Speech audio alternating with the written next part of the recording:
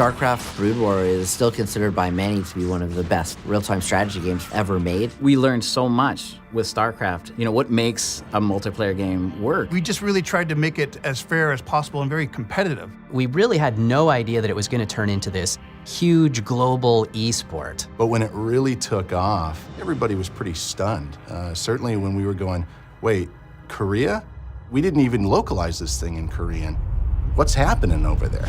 Game rooms started to spring up, and the game of choice was StarCraft. It was the competitive multiplayer and the ability to connect with your friends. That really is what propelled these PC bongs into the mainstream over there. People knew who the best StarCraft player in their school was, and this whole generation of gamers really immersed themselves in learning the game.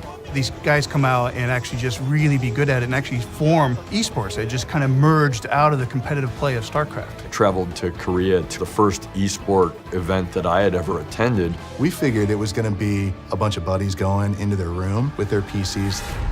It was in an arena.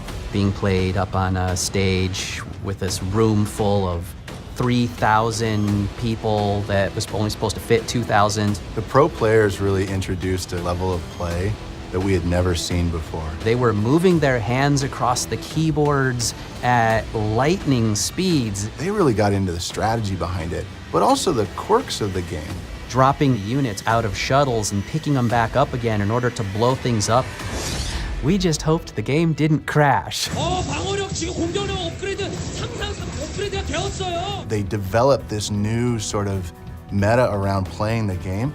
None of that went really into the original thinking behind it. The meta is still evolving with StarCraft. How crazy is that? 20 years and we're seeing new strategies. That's what makes multiplayer so important to the game, is that I learned something. I can come back and win now because Jaedong showed me how.